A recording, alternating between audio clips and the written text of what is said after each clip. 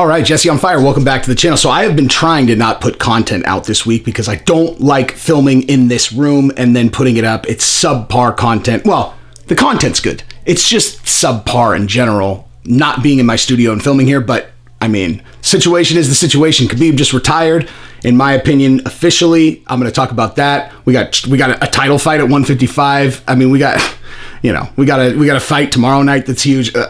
It just is what it is, man. I have to do a video, even in this sorry ass environment where the content doesn't look as good. So, if you end up watching this and this is your first time to the channel and you go, wow, this is a really terrible setup, and yet I'm finding myself captivated by this guy anyway, that's because that's what kind of channel this is. A captivating channel with just incredible personality. So yeah, if that's your experience, then subscribe to the channel and ring the bell because it'll get a lot better. So anyway, let's talk about everything going on. So Khabib retired, and let me tell you what my experience was. Okay, so you have the thing where Khabib met with Lorenzo Fertitta and then tweeted, "Dana, send me location," right? And so everyone's like, "Oh, is he hinting at another fight?"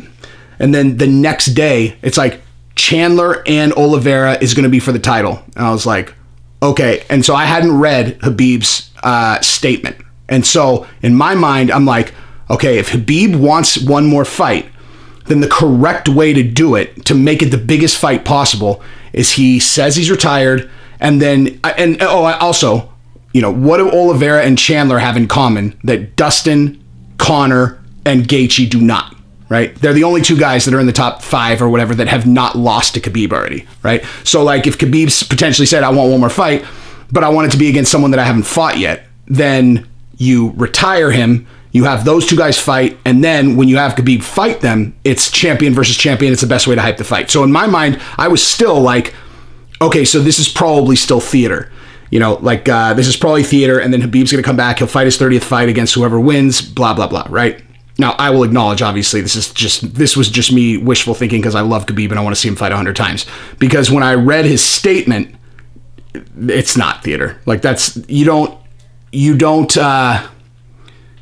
you're going to do a theatrical retirement that you know is not real, you do the brownie cake that Conor did, that like his social media people did with the brownie cake and like hand wrote "Happy Retirement, Daddy," you know, or like Triple C, "Hey guys, I guess I'm out." And then 2 minutes later, he's asking for fights. It's, you know, you don't write the kind of statement that Khabib wrote, which was, you know, Dana, I'll never forget you. My father will never forget you. My children will know who you are and never forget the opportunity that you provided me and everyone else. I mean, you don't say that if this is, you know, theater to promote a future fight, you know, like, so at least for the time being, and if it were anyone else, literally anyone else, except maybe Conor just because he has so much dough, but if it was anyone else retiring in the position that Khabib was in, I would say the smart money would be to bet on him to come back.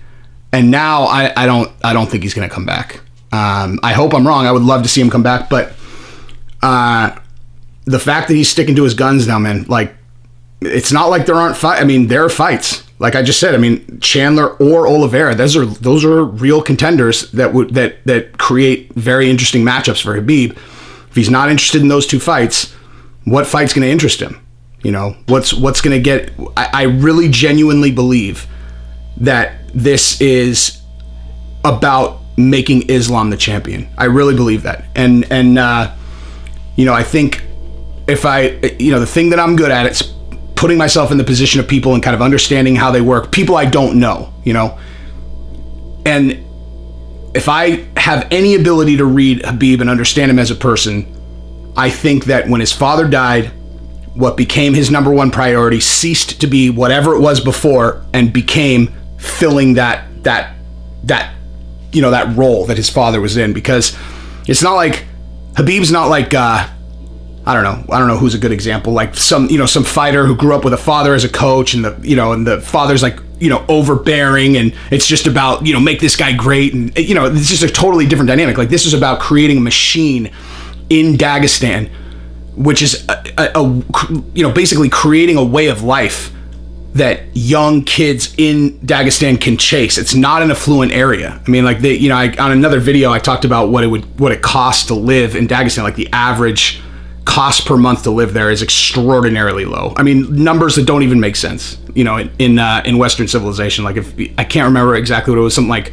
I think it was like $16 a month, or like, I might be missing a zero, but like $160 a month is like the average, like full bill, all in bills living cost in Dagestan. You're talking about a completely different world than the West.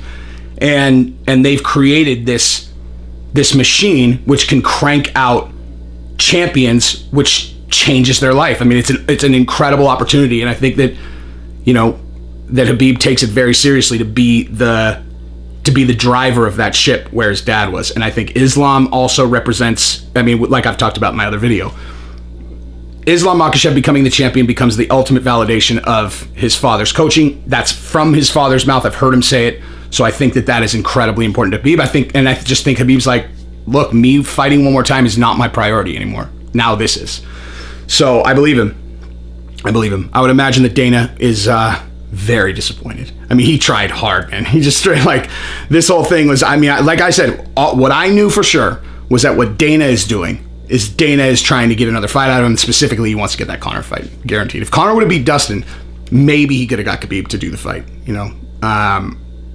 But anyway, whatever, it is what it is. So with Chandler and Oliveira, that is a very interesting fight, and it's like the two guys, as it relates to their position to be fighting for the title, could not be more different. But also, let's just say the obvious. If Dustin Poirier had not chosen the money fight, which is Conor, then Dustin obviously would be fighting for the belt, right? Like, that's the thing. Again, if we would have known that Khabib was actually going to retire, Dustin and Conor should have been for the title. It should have been, right? But it is what it is. Dustin's going to take the money fight. Dustin has the UFC over a barrel from a negotiating perspective. Now, I heard Dana say in an interview that in the fight, in the contract for the initial fight, that if Dustin won, there was a rematch. The rematch was already negotiated in the contract. I'm going to tell you right now, Dustin's going to be able to renegotiate that. Like that, just plain and simple, because Conor is the most valuable asset that the UFC has. Conor lost to Dustin. They need Conor to avenge that, right? Like, Conor has to come back and avenge the Dustin loss. So they need Dustin to be a part of that fight. Also, Dustin now is a critical component of that fight. And so, if he was going to make a couple $1 million like he did for the first one, he's going to be able to get a lot more than that now. He should be able to easily do like what Nate Diaz did, $10 million for the second fight. But yeah, so he chose the money fight, and that's fine. If he beats Conor, he'll fight for the title in the next fight, right? Whoever wins that fight will fight for the title next. Assuming that it's an impressive victory. Now, the other part of this is Justin Gaethje seems to be out in the cold, right? So who's he going to get matched up with? Who do you guys think? Islam Makhachev. That's what I think. I think Islam Makhachev will end up fighting Gaethje, because now that Khabib really has stepped off, you have this massive, massive fan base, right?